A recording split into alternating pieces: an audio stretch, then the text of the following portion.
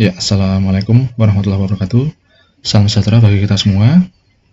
Kita lanjutkan materi kita di kalkulus ya. Kemarin teman-teman sudah mempelajari tentang kemarin apa terakhir itu? Hospital ya. Dalil hospital. Nah, sekarang gradien dan hospital. Sekarang kita akan mempelajari tentang penggunaan turunan.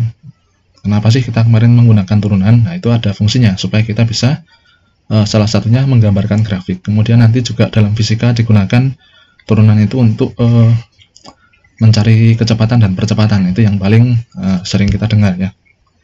Oke. Nah, sekarang kita akan mencoba bagaimana menggambar grafik menggunakan turunan ya. Nah, di sini kita yang perlu pelajari untuk bisa membuat grafik dengan turunan itu adalah kita harus mengetahui dari persamaan grafiknya, kemudian titik stasionernya atau titik X yang menyebabkan 0 atau titik perpotongan pada sumbu X, kemudian daerah fungsi naik dan turunnya, kemudian nilai maksimum dan minimum, lalu titik belok. Jadi kurva itu mulai berbelok dari koordinat X yang keberapa, kemudian daerah fungsi cekung ke atas dan fungsi cekung ke bawah ya. Oke, kita langsung saja langkah-langkah menggambar grafik dari fungsi Y sama dengan fx ya. Yang pertama kita harus menentukan daerah domain atau daerah asal fungsi, daerah asal yang boleh dimasukkan untuk mengisi X pada fungsi tersebut ya. Yang kedua, menentukan titik-titik potong dengan sumbu koordinat. Untuk menentukan titik potong dengan sumbu X, syaratnya adalah Y-nya sama dengan 0. Jadi koordinat berapa di X, misalkan 6,0, 7,0, berarti dia titik potongnya di sumbu X. Atau ketika koordinatnya Y itu sama dengan 0, pasti titik potongnya di sumbu X. Atau titik itu nempel di sumbu X.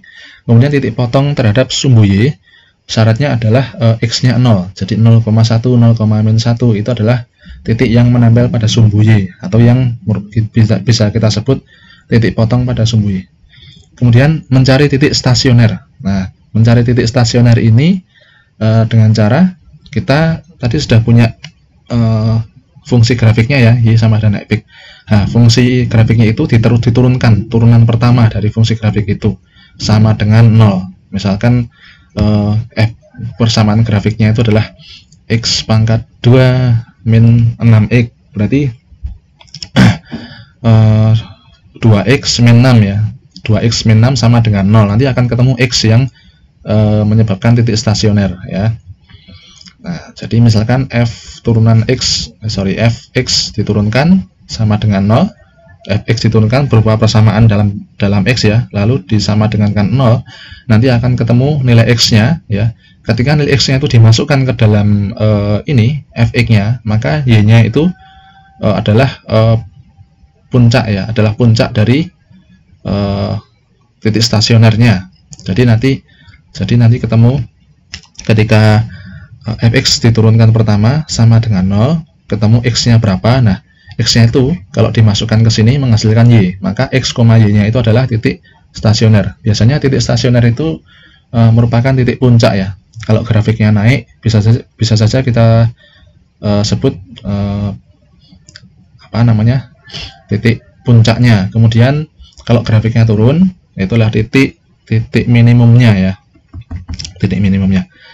Kemudian kita juga perlu menentukan daerah naik dan daerah turun. Caranya bagaimana? Caranya kita dari persamaan kurvanya tadi diturunkan ya, f aksen x diturunkan berupa persamaan, lalu kita buat pertidaksamaan apabila hasil turunan dari fx itu tadi lebih besar dari 0, maka itu adalah fungsi naik. Kemudian kalau hasil turunan dari fx tadi itu lebih kecil dari 0, itu adalah fungsi turun. Jadi nanti ketika diturunkan itu kita buat pertidaksamaan yang lebih besar dari 0, lalu kita cari x-nya, maka nanti akan ketemu range yang menunjukkan fungsi naik ya. Kemudian ketika hasil turunan dari fx itu berupa persamaan, lalu kita buat persamaan fungsi x, turunan dari fx itu berupa fungsi yang masih memiliki x ya, masih memiliki variabel x, lalu kita buat pertidaksamaannya lebih kecil dari 0, maka nanti range-nya ketemu x ya. Nanti range-nya yaitu yang lebih kecil dari 0 itu adalah daerah fungsi turun, begitu ya. Oke, nanti ya ini intinya kita sudah dapatkan hasil turunannya. Kalau dibuat lebih besar dari sama dengan 0, itu akan menemukan daerah-daerah yang fungsinya naik. Kemudian kalau lebih kecil dari 0 akan menemukan daerah yang fungsinya turun. Nah, seperti ini ya. Kalau tadi kita sudah menentukan titik stasioner, maka di sebelah kiri titik stasioner, di sebelah kanan titik stasioner itu adalah bisa jadi daerah yang naik atau daerah yang turun ya. Kalau seperti ini, misalkan ini daerah stasioner, kemudian nanti misalkan kita memasukkan suatu nilai lebih kecil dari C, kita masukkan di persamaan turunan efeknya atau persamaan dari f aksen x-nya. Kalau lebih besar dari 0, maka itu daerah fungsi naik. Nah, kemudian kalau di sebelah kanan nilai C, atau misalkan di sini D ya, D-nya itu lebih besar dari C, kita masukkan ke dalam fungsi yang didapatkan dari f aksen x ya. Nah, kalau itu lebih kecil dari 0, maka itu adalah daerah turun. Kemudian ini juga ya, kalau di sebelah kiri C itu dimasukkan ke fungsi yang dihasilkan dari turunan fx tadi itu menyebabkan lebih kecil dari 0, maka ini adalah turun. Kemudian yang sebelah kanan, berarti naik. Biasanya seperti itu. Kalau salah satu di sebelah kirinya titik stasioner itu naik, berarti di sebelah kanannya pasti turun. Kemudian kalau di sebelah kirinya titik stasioner itu turun, pasti di sebelah kanannya naik ya. Nah, jadi kesimpulannya apa? Titik C ini ya, titik C ini adalah x yang berada pada entah itu puncak atau entah itu titik terendah ya. Jadi ini adalah x pembuat maksimum atau minimum, begitu. Makanya disebut stasioner ya. Stasioner itu x nilai y yang dihasilkan oleh x itu adalah yang tertinggi atau yang terendah, begitu ya. Itu adalah stasioner. Kemudian menentukan titik belok. Jadi titik belok bisa diperoleh dari turunan kedua dari fx tadi ya. Turunan kedua dari fx tadi disama dengan 0. Nanti x-nya berapa, itu ketemu x yang menyebabkan titik belok. Nah, titik belok ini maksudnya apa? Titik belok kurvanya. Jadi dengan ada titik belok, titik stasioner, kemudian titik yang memotong sumbu x, itu nanti kita akan tahu bagaimana membuat kurvanya. Kemudian titik stasioner, nilai maksimum, nilai minimum berapa, itu bisa membantu kita membuat kurvanya secara lengkap. Nah, kemudian daerah cekung ke atas, cekung ke bawah ini juga ini ya. Daerah cekung ke atas, cekung ke bawah bisa ditentukan dengan ini. Itu berada pada sebelah kiri atau sebelah kanannya titik belok ya. Jadi kalau kita melihat, ini kan titik beloknya. Nah, daerah cekung-cekungnya itu kalau turunan kedua fungsi x itu lebih besar dari 0 ya. Kalau kita masuki x pada persamaan turunan keduanya fx, kalau hasilnya itu lebih besar dari 0, berarti itu cekung ke atas. Kalau f turunan x ya, nanti nilainya itu lebih kecil dari 0, maka itu adalah cekung ke bawah. Oke, lebih jelasnya nanti kita masuk ke soalnya ya. Ini contoh soalnya. Kita diminta menggambarkan grafik fungsi y ya, atau y itu fx yang rumus fungsinya adalah x pangkat 3 min 12x. Oke, kita jawab.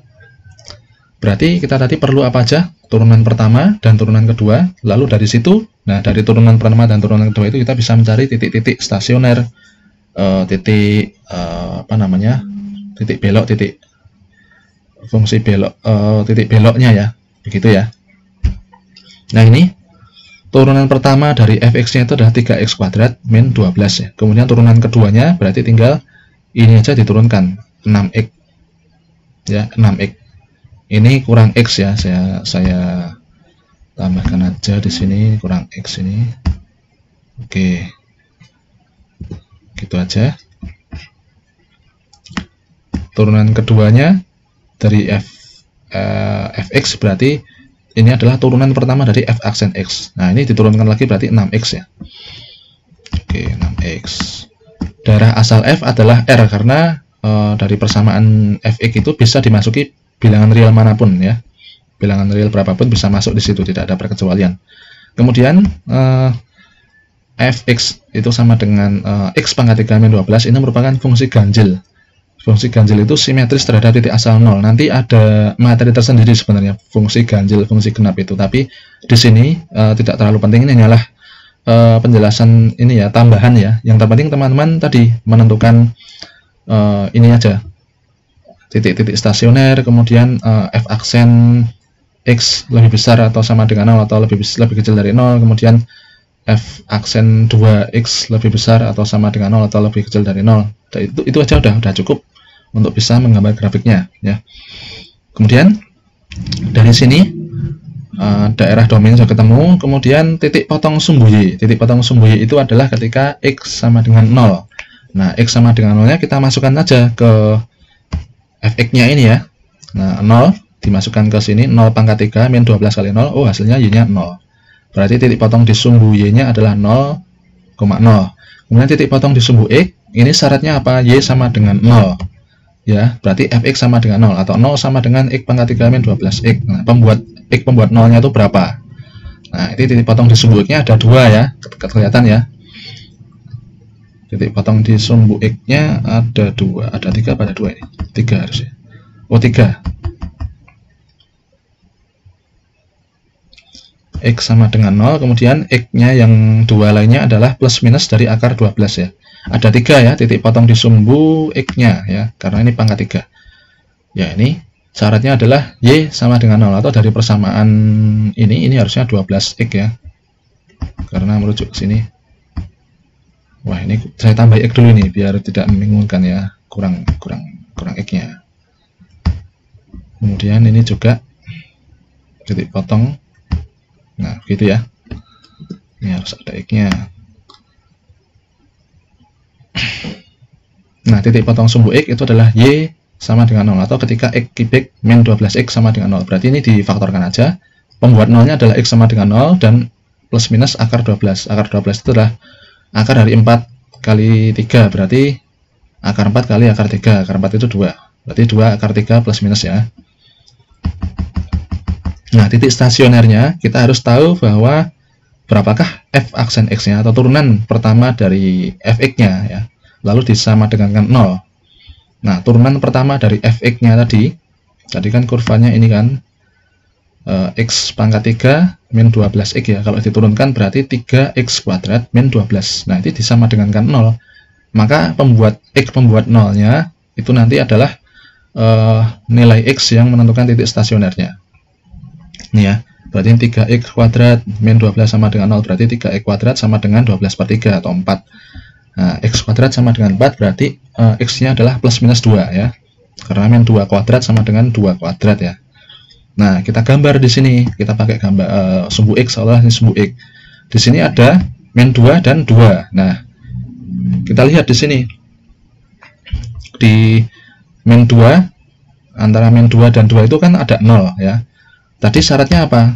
Kalau daerah fungsi naik itu adalah ketika f aksen x-nya itu lebih besar dari 0. Kemudian kalau daerah fungsi turun itu adalah ketika f aksennya lebih kecil dari 0.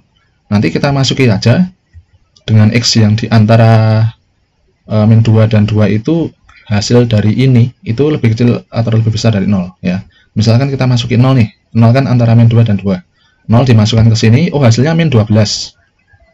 Hasilnya min 12 ya. Min 12 itu lebih kecil dari 0. Oh, berarti di sini kita kasih tanda antara min 2 dan 2 itu kita kasih tanda minus minus minus. Artinya apa? F aksen dari ketika x-nya 0 itu hasilnya lebih kecil dari 0. Berarti daerah sini, daerah antara min 2 dan 2 ini adalah fungsi turun. Nah, kalau fungsi turun berarti pasti dari kiri ke kanan tapi menurun ya, seperti ini ya. Nah, biasanya kalau udah ketemu di sini, nanti berikutnya adalah kebalikannya. Kalau udah di sini turun, berarti sebelah kanannya naik. Kemudian kalau di sini sudah turun, sebelah kirinya naik ya, tapi naik dari bawah. Artinya bentuknya nggak mungkin seperti ini lagi, karena ini stasioner. Nggak mungkin ketemu titik stasioner, kemudian sebelah kirinya stasioner sama ya, bentuknya sama. Pasti terjadi perpotongan di sini, bukan perpotongan, maksudnya terjadi puncak dan puncak atas atau puncak bawah begitu maksud saya ya. Jadi titik stasioner itu titik ketika terjadi puncak atas atau puncak bawah ya. Kalau ini udah ketemu di sini, daerah sini turun, pasti di sebelah kanannya 2 itu mulai naik. Nah, kalau di sini udah ketemu turun, berarti di sebelah kirinya min 2 itu dari turun ke naik ya. Pokoknya di atasnya min 2, kalau ini sebelah kanannya turun, berarti min 2 itu adalah titik ketika ada puncak. Berarti yang sebelah kirinya itu dari bawah sekali menuju puncak gitu. Begitu ya. Pasti selang-seling begini. Kalau ini udah ketemu turun, ini pasti ke sini ya. Otomatis ini ke sini, otomatis ini ke sini. Begitu ya. Selang-seling. Seperti kita kalau ini kan fungsinya kuadrat ya. Kuadrat itu selang-seling begitu. Nah, berarti di sini kita coba aja ya. Kalau misalkan min 3 begitu. Min 3 kita masukkan ke sini. 3 kali apa? 3 kali min 3 kuadrat. 3 kali 9, 27. 27 lebih besar dari 0. Oh, berarti di sini naik ya. Min 3 kan di sini naik. Oke, gitu ya. Udah bisa dipahami ya. Ini tadinya ada angka di sini, saya silang ini enggak dianggap ya. Ini ya. Titik hitamnya ini min 2 dan 2 gitu. Oke. Kita lanjutkan. Daerah fungsi naik adalah ketika f aksen x lebih besar dari 0. Tadi udah paham ya. Nah, ini terjadi untuk antara min 2 yang naik itu adalah lebih kecil dari min 2 atau lebih besar dari 2 ya. Kemudian yang turun itu adalah antara min 2 dan 2 ini ya. Nah, kemudian titik ekstrim tadi, titik ekstrim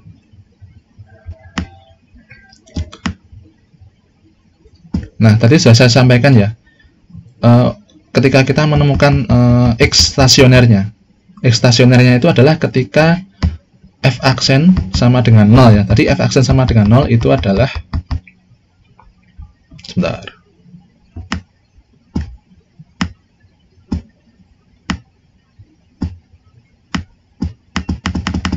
nah ini ya, titik stasioner ini ketika f aksen sama dengan 0 itu adalah min 2 dan 2. Nah, tadi saya katakan bahwa min 2 ini adalah titik stasioner atau titik yang menyebabkan y-nya y-nya si min 2 itu adalah puncak ya, entah puncak ke atas atau puncak ke bawah gitu. Tapi dari sini tadi terbukti untuk min 2 itu adalah y-nya itu puncak di atas, sedangkan 2 itu adalah y-nya puncak di bawah. Maka saya sebut kalau min 2 ini dimasukkan ke persamaan kurvanya ya, yang x pangkat 3 min 12x, nanti akan ketemu y-nya itu adalah y ekstrim puncak atau ekstrim puncak bawah gitu ya. Jadi kalau dimasukkan min 2 akan ketemu y puncak atas. Kalau dimasuki 2 pada persamaan fx-nya yang x pangkat 3 min 12x, itu akan ketemu puncak bawahnya atau titik ekstrim bawah gitu ya. Nah, titik ekstrimnya ini x sama dengan 2, kita masukkan ke persamaan x pangkat 3 min 12x ya, dimasukkan ke sini min 12. Jadi 2 tadi itu kan titik minimum. Nah, koordinat minimumnya adalah min 16. Berarti ini 2, min 16 adalah titik minimum. Kemudian ketika x itu sama dengan min 2, kita masukkan ke persamaan fx-nya ya, maka ketemu 16. Nah, 16 ini adalah y puncaknya ya, dengan titik stasioner min 2,16. Ini puncak atas, berarti ini ekstrim atas, ekstrim bawahnya min 16 ya. Oke.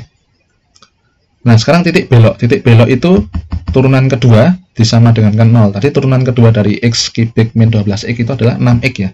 Berarti 6x disama dengan 0, berarti x sama dengan berapa? 0 ya.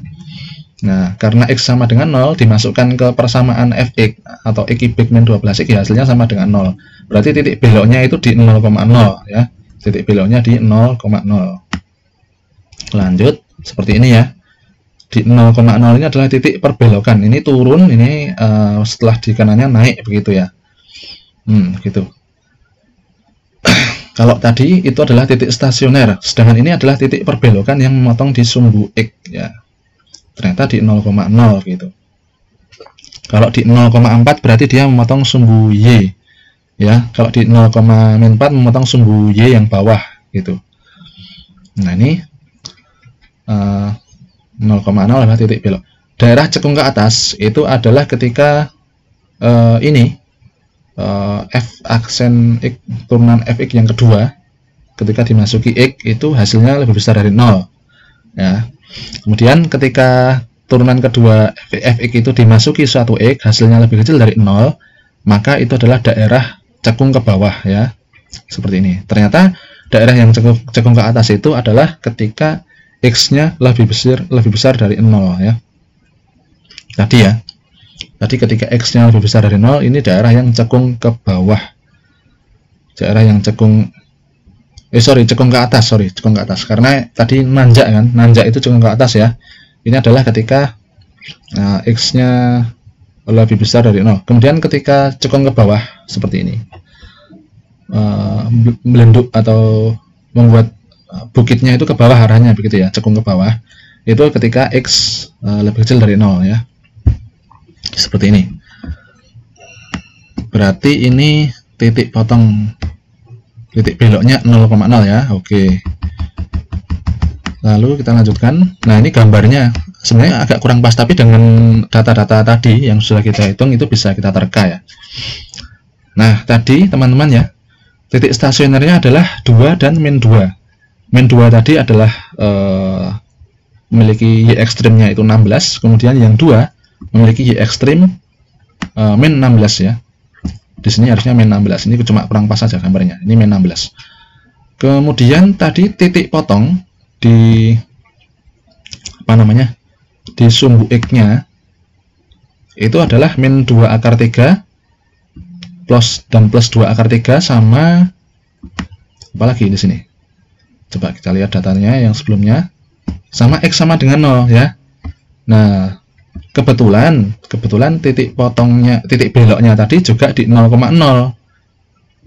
Berarti yang memotong sumbu x-nya itu adalah min 2 akar 3 dan plus 2 akar 3. Harusnya di sini ya, plus 2 akar 3-nya pas di sini. Ini min 2 akar 3-nya udah pas. Nah, sama yang motong di sumbu x itu 0,0. Nah, tadi udah ketahuan nih di sini di min 2 itu punya titik ekstrim puncak, kemudian 2 punya titik ekstrim ke bawah min 16. Kemudian titik potongnya adalah min 2 akar 3, yang sebelah kiri, yang sebelah kanan plus 2 akar 3, udah ketahuan. Yang tengah titik potongnya 0,0. Berarti bentuk kurvanya seperti ini, seret melengkung gini, seret memotong 0,0 ke bawah sampai min 16 ya. Di sini pas di angka 2, harusnya pas di angka 2-nya itu adalah ini pas di 2-nya di sini ya, pas tengah-tengah ekstrim min 16 itu ya. Kemudian yang 2 akar 3-nya adalah titik potongnya di sini. Begitu ya. Jadi dari data tadi kita menghitung hanya bermodalkan f aksen x dan f turunan kedua, itu kita bisa menentukan gambar kurvanya seperti ini. Oke teman-teman, ini ada soal-soalnya ya. Ada soal-soalnya, nanti silahkan dikerjakan secara estafet. Nah, secara estafet ya, supaya tidak terlalu berat. Ini ada berapa? 3. Oh, ada 4. Ya, gunakan dari pengertian yang Anda dapatkan di contoh pengerjaan soalnya ya, untuk mengerjakan nomor 1, 2, 3, 4 ya. Kerjakan saja secara estafet ya. Berarti karena soalnya sedikit ada 4, mahasiswanya ada banyak, nanti ada beberapa mahasiswa yang mengerjakan soal nomor yang sama. Dengan demikian Anda boleh bekerja sama dengan mahasiswa yang lain dengan mengerjakan estafet ya. Seperti itu teman-teman ya.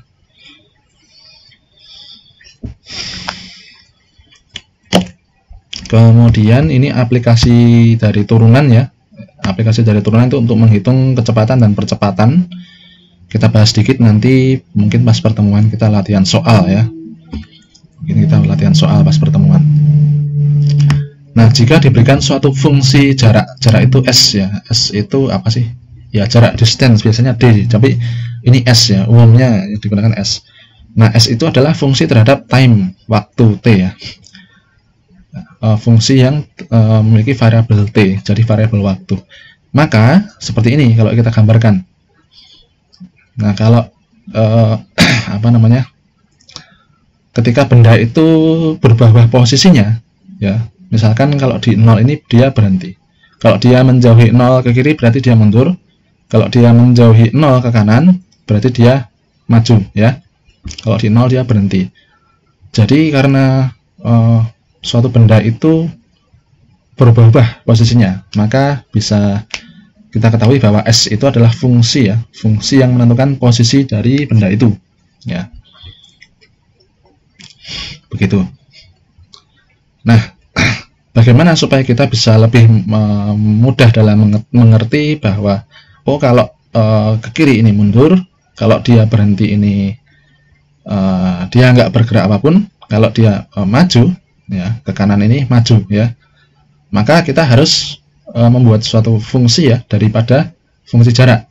Nah, ternyata kecepatan itu adalah merupakan turunan pertama dari fungsi jarak ya. Nah, jadi kecepatan itu kalau dia 0, dia berhenti, nggak bergerak terhadap apapun. Kalau kecepatan itu minus ya, berarti dia mundur dari titik berhentinya. Dari kita katakanlah ini titik normal ya, normal ketika dia berhenti. Polnya lah istilahnya, polnya ini normal ketika dia berhenti. Berarti V-nya atau turunan pertama dari S-nya itu sama dengan 0 ya. Kalau kecepatannya 0, berarti turunan pertama dari jarak itu adalah 0. Dia nggak bergerak sama sekali. Kemudian kalau dia bergerak mundur ya, bergerak mundur menjauhi 0, nah di sini berarti kecepatannya minus ya. Kecepatannya minus. Ini kalau bergerak mundur itu adalah kecepatan yang mengecil. Bukan mengecil, maksudnya kecepatan itu tetap sesuai dengan perkembangan kecepatannya, tetap sesuai nilai kecepatannya, cuma arahnya minus, dia menjauhi mundur dari pol ya, dari 0 ya, dari titik 0. Kemudian kalau benda itu bergerak ke kanan atau maju dari titik 0, maka ini adalah plus, kecepatan itu bergerak secara positif. Kecepatan itu secara positif artinya benda itu bergerak maju ya, begitu ya. V lebih besar dari 0 itu benda bergerak maju. Kalau V lebih kecil dari 0 berarti dia bergerak mundur. Sehingga teman-teman kalau pernah mendengar di pelajaran SMA bahwa kecepatan itu memiliki besaran dan arah ya. Jadi kalau arahnya menjauhi dari pol, dari titik pusat, berarti dia minus, V-nya minus ya, artinya kecepatannya bergerak mundur. Kemudian kalau dia bergerak maju dari titik pusat, berarti dia V-nya lebih besar dari 0, itu adalah ketika kecepatannya, ketika benda itu bergerak maju ya, ketika benda itu bergerak maju. Gitu ya teman-teman ya. Nah, kecepatan tadi dirumuskan dengan ds per dt ya, turunan s terhadap t. Gitu. Kalau laju itu adalah besaran skalar dari v-nya ya. Kalau v tadi punya arah ya, misalkan di sini min 3 meter per detik. Tapi yang dimaksud dengan laju itu adalah berapa sih pergerakannya, skalarnya itu. Nilainya 3 meter per second. Nilai lajunya 3 meter per second karena dimutlakan. Tapi kalau kecepatannya itu, karena kecepatan itu punya besaran nilai dan arah, berarti min 3 meter per second. Artinya dia bergerak dengan kecepatan 3 meter per detik menjauhi atau mundur dari titik pusat, dari pole position begitu. Kalau dia bergerak 3 meter per second plus 3 meter per second berarti dia bergerak maju dari pole position gitu ya. Itu kalau kecepatan. Kalau laju itu adalah nilainya, nilai berapa meter per secondnya itu tanpa negatifnya ya. Jadi laju itu adalah skalarnya dari kecepatan, tidak memperhatikan arahnya, tapi besarannya nilai kecepatannya itu berapa begitu. Nah ini untuk percepatan itu A ya, acceleration ya. Itu adalah turunan kedua dari S atau turunan pertama dari kecepatan. Nah ini misalkan V, maka d per dt dari V atau dv per dt itu adalah percepatannya, atau turunan kedua dari ft ya. Ft tadi kan S, turunan kedua dari S ya, itu adalah percepatan. Jika A lebih besar dari 0, maka perubahan kecepatannya positif, berarti semakin bertambah cepat. Kalau A lebih kecil dari 0, itu melambat ya, percepatannya menurun atau melambat. Kalau A sama dengan 0, itu berarti bergerak dengan kecepatan yang konstan. Kecepatannya misalkan 3 meter per second ya, 3 meter per second, terus nggak bertambah, nggak berkurang. Itu A-nya 0, tidak punya percepatan, tapi bergerak dengan kecepatan yang tetap, tidak berubah-ubah kecepatannya, tidak berubah naik atau tidak berubah turun ya. Nah begitu ya teman-teman ya. Jadi kalau V tadi maksudnya ini adalah apa namanya, kalau hasil dari V nanti itu teman-teman menemukan positif, berarti dia bergerak maju ya. Kalau hasil dari V nanti ketemunya negatif, dia bergerak mundur. Kemudian kalau yang ditanyakan adalah lajunya, maka hasil dari V tadi ya tinggal dimutlakan, dipositifkan begitu. Ya, ini contoh-contoh soalnya ya. Contoh-contoh soalnya ada berapanya? Ada 4, ada 5, 6, ada 7. Oke, ada 7. Nah, saya jelaskan dulu yang ini ya. Jadi aplikasinya juga di dalam fisika dulu teman-teman di SMA ya. Untuk gerak vertikal nih, sebuah benda dilempar dari ketinggian S0 atau permukaan tanah ya. Permukaan tanah punya ketinggian S0 gitu. Dengan kecepatan V0, kecepatan awal. Maka posisi benda pada saat T detik dinyatakan dengan fungsi ketinggian S sama dengan fungsi terhadap waktu Ft ya. Maka kecepatannya V itu sama dengan turunan pertama dari S atau ds per dt. Jika V itu lebih besar dari 0, berarti kecepatannya naik. Kemudian kalau V itu lebih kecil dari 0, ini turun. Kalau V sama dengan 0, ini berhenti ya. Jadi dilemparnya kan ke atas. Kalau dia pas kecepatannya lebih besar dari 0, itu masih naik pas benda itu bergerak naik. Kalau kita melempar kan naik terus lama-lama berhenti kan, berhenti lalu turun ya. Nah, pas berhenti itu V-nya 0 di titik puncak itu ya, gerak parabola ya. Nah, pas di atas itu V-nya 0 berhenti, lalu setelah berhenti sesaat dia turun. Nah, turunnya itu adalah V lebih kecil dari 0. Maksudnya arahnya adalah turun ya, berlawanan dari ketika V naik tadi ya. Karena V itu memiliki besaran arah dan besaran nilai begitu. Nah, laju itu adalah nilai secara positif dari V, tidak memperhatikan arahnya ya. Jadi kalau ditanya berapa laju benda ketika naik, berapa laju benda ketika turun, nanti dalam persamaan itu hasilnya kalau ada yang minus harus dimutlakan begitu ya. Kemudian ini untuk percepatan ya, percepatan adalah turunan kedua dari S ya, turunan kedua dari fungsi waktu atau turunan pertama dari kecepatan ya. Karena kecepatan sendiri adalah turunan pertama, kalau kecepatan itu diturunkan lagi itu ketemu percepatannya. Nah, jika A lebih besar dari 0, maka lemparan benda tadi semakin cepat. Kemudian ketika mendekati titik puncak itu adalah A lebih kecil dari 0 ya, mendekati titik puncak lemparan tadi, itu dia percepatannya semakin melambat.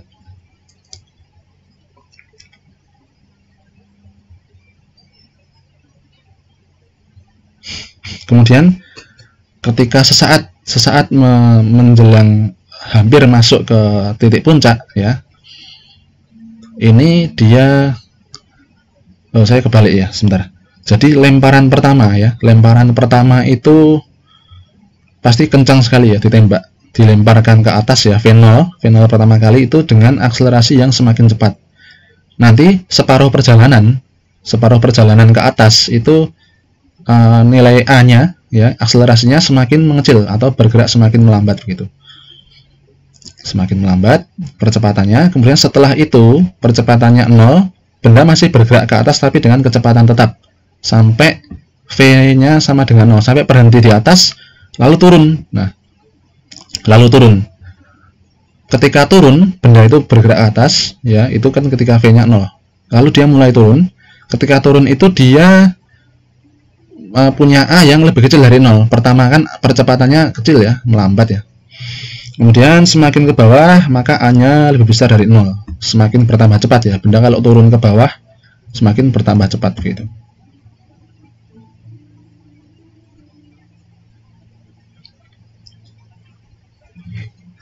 Oh, keliru. Sebentar. Ini saya ulangi ya. Benda dilempar ke atas, itu pertama kali lemparan itu pasti kencang ya, berarti dia percepatannya lebih besar dari 0. Lalu setelah itu percepatannya melambat ya, separuh perjalanan menuju ke puncak lemparan semakin lambat. Kemudian setelah separuh lemparan sampai ke atas itu bergerak dengan kecepatan tetap, ya, A sama dengan 0. Sampai ke titik puncak nanti akan V sama dengan 0, berhenti sejenak, lalu dia mulai menyusun momentum ke bawah, mulai bergerak dikit-dikit ke bawah, ya. Nah, pergerakan dikit-dikit ke bawah ini dengan percepatan yang lambat dulu, A lebih kecil dari 0, ya.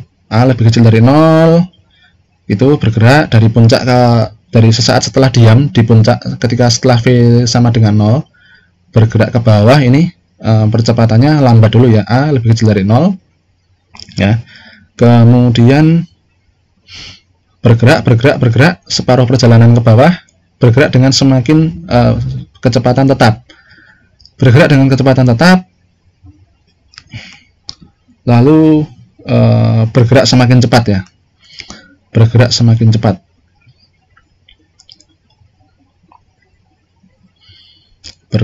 cepat sampai dia jatuh ke bawah, ya. Karena kita ingat bahwa benda itu ketika dilempar dari atas sampai ke bawah itu semakin ke bawah kecepatannya semakin kencang, ya. Berarti kalau turun ke bawah sampai ke permukaan bumi, jatuh bluk gitu ke permukaan bumi, itu ketika percepatannya maksimum. Kemudian separuh perjalanan dari atas sampai ke menyentuh permukaan tanah tadi semakin cepat, ya. Sebelum semakin cepat itu dia mengalami kecepatan tetap dulu. Nah, sebelum kecepatan tetap dia mengalami percepatan yang lebih kecil dari 0, gitu, ya. Kalau pas mau turun ke bawah benda itu. Oke, kira-kira seperti itu, ya, teman-teman, ya. Nanti ini ada soal-soalnya, ya, bisa ketika pertemuan kita latihan soal, ya. Kita latihan soal. Oke, ini hanyalah penjelasan, teman-teman. Untuk latihan soalnya mungkin bisa ketika kita bersama-sama di pertemuan, ya. Oke, berarti tugasnya adalah yang menggambar grafik, ya, teman-teman, ya. Untuk pertemuan yang